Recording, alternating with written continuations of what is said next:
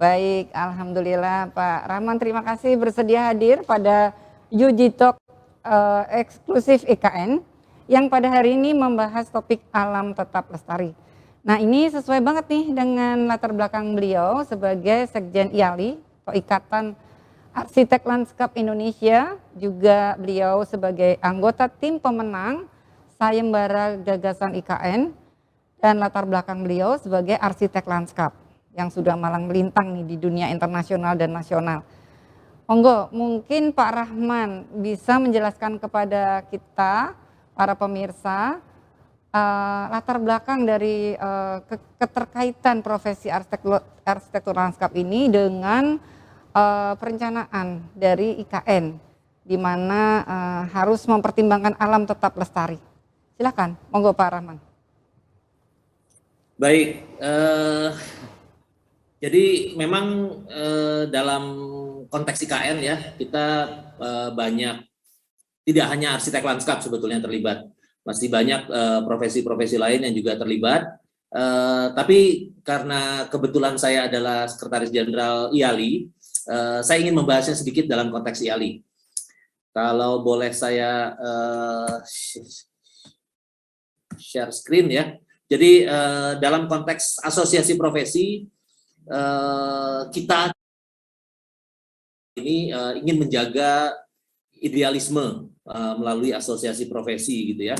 Jadi apa sih yang dikerjakan oleh arsitek lanskap dan bagaimana arsitek lanskap dapat berperan dalam membangun IKN itu sangat relevan dengan bagaimana arsitek lanskap didefinisikan gitu ya. Yang paling penting dalam definisi itu adalah bagaimana arsitek lanskap bisa membangun hidup yang harmoni dengan bumi yang hidup ya. Jadi bukan bumi yang mati tapi bumi yang hidup dengan want to be of the land. Jadi sebetulnya bumi alam kita ini mau apa itu kita harus dengar. Jadi nggak semua tempat bisa dibangun sesuai kemauan kita. Tapi alam juga punya suara sebetulnya. Kami bisanya apa gitu. Itu yang perlu kita dengar.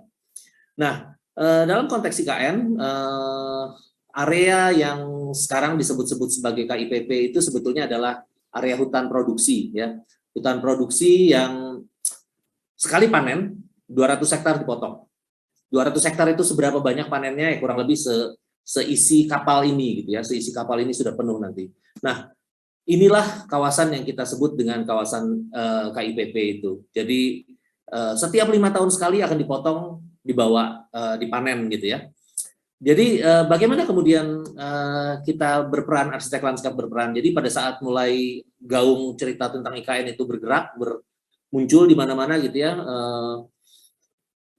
IALI membuka semacam dengar pendapat gitu ya dengan seluruh pengurus daerah yang ada di Indonesia. Dan ini adalah rangkuman dari kata-kata kunci,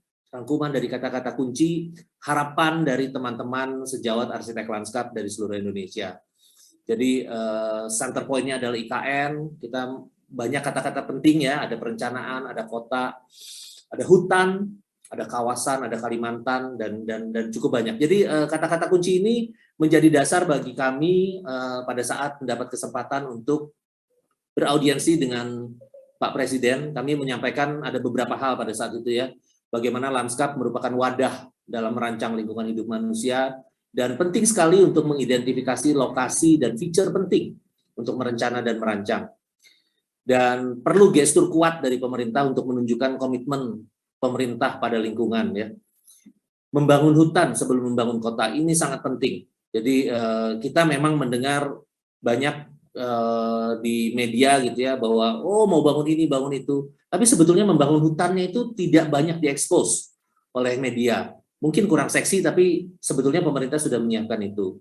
Lalu diperlukan banyak sayembara untuk perancangan lingkungan binaan untuk mendapat ide terbaik dan menjaga rasa memiliki masyarakat pada IKN.